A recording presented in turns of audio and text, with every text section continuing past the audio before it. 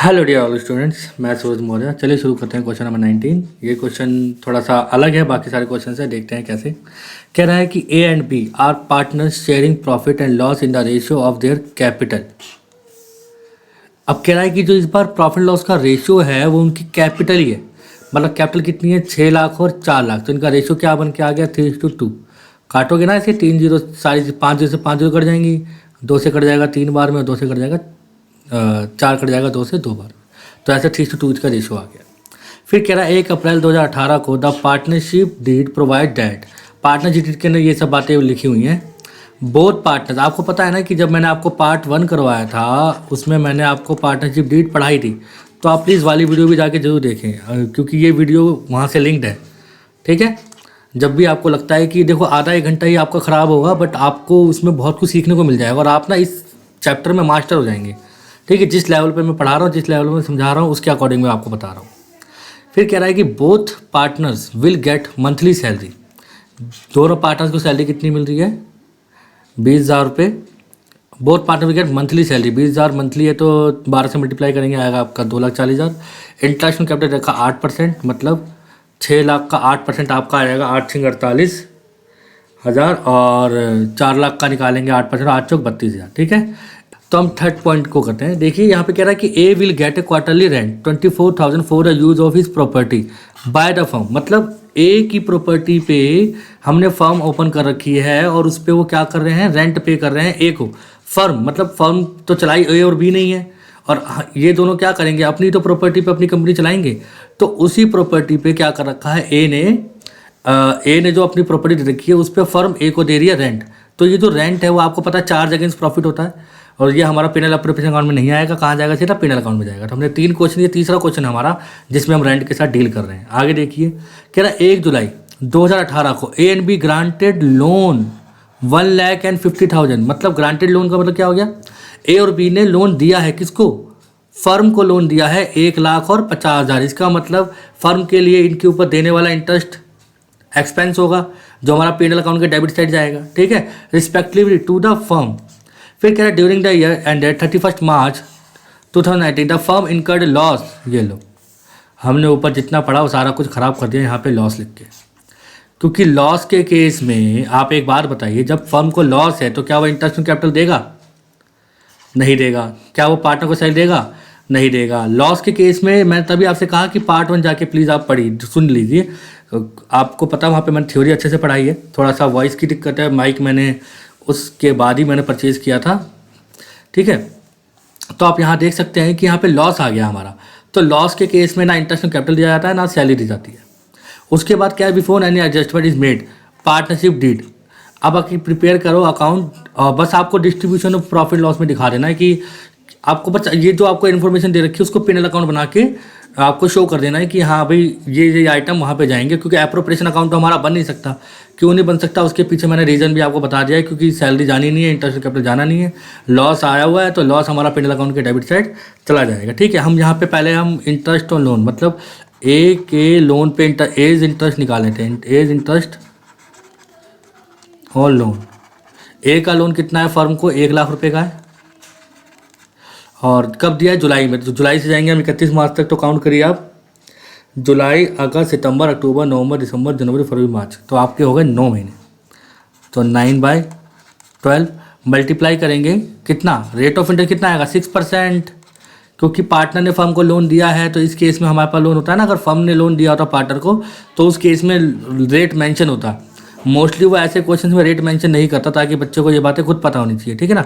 6 के टेबल में चला गया 2 बार में, 2 से चला गया ये 50,000। ठीक है। अब यहाँ पे 2 जीरो चली गई, यहाँ की 2 जीरो से 9 पंजे 45, तो मतलब 4,500 इंटरेस्ट आ गया एक इंटरेस्ट पे, लोन पे। तो बी का इंटरेस्ट ऑन लोन निकालते हैं, इंटरेस्ट ऑन लोन। तो बी का लोन कितने का है, 50,000। मल्टीप्लाई करेंगे वही 9/12, क्योंकि डेट तो दोनों की सेम है और रेट हमारा 6/100 ही आएगा।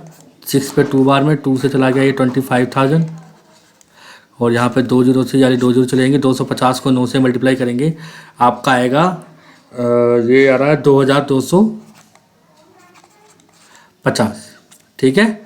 क्योंकि इसके बाद एक और जोड़ेंगे तो ये सीधा 2500 बन जाएगा ना, तो 25 निम्मा 225 होता है।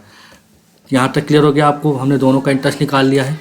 जो निकालने वाला काम मतलब जो टफ चीज़ थी बस यही थी मेरे ख्याल से। अब इस क्वेश्चन में और कुछ टफ है नहीं।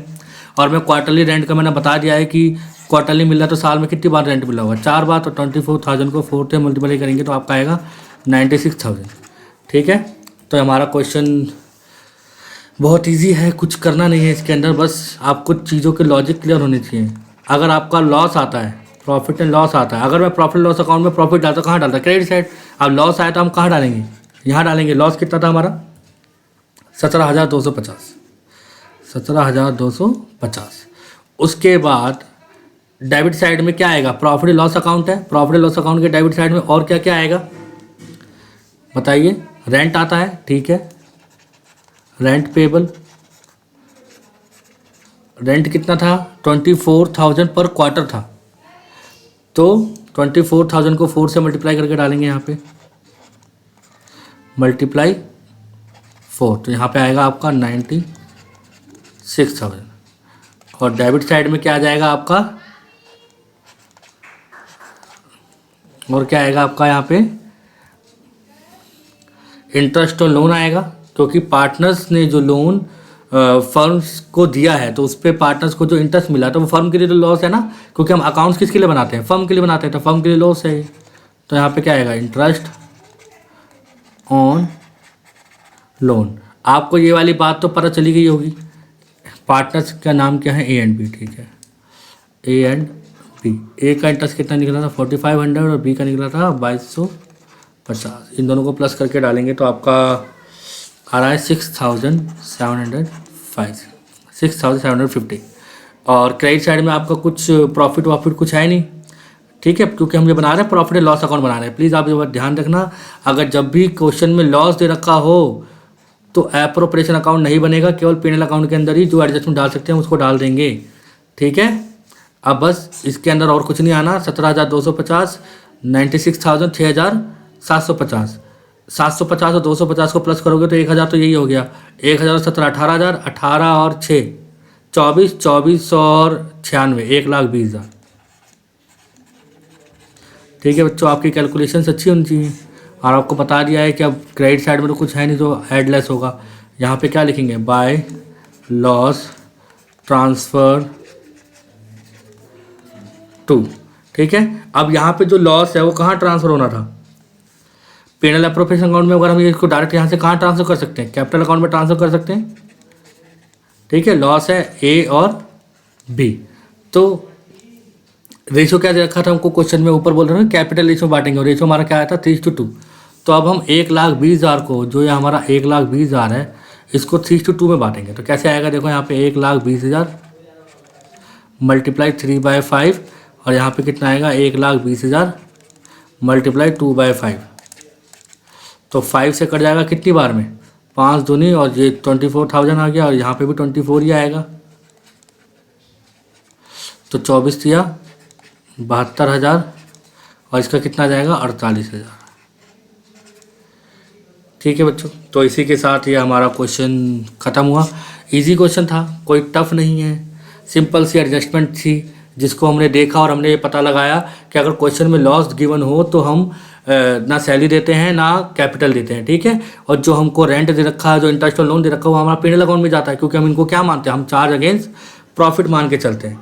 ठीक है, इस क्वेश्चन से रिलेटेड जितनी बातें थी मैंने सारा आपको बता दिया है। और मिलते हैं नेक्स्ट वीडियो में। और प्लीज़ आप ये सब जितने भी मैं क्वेश्चंस करवाता हूँ आप उनको बिना देखे करने की कोशिश ज़रूर करें।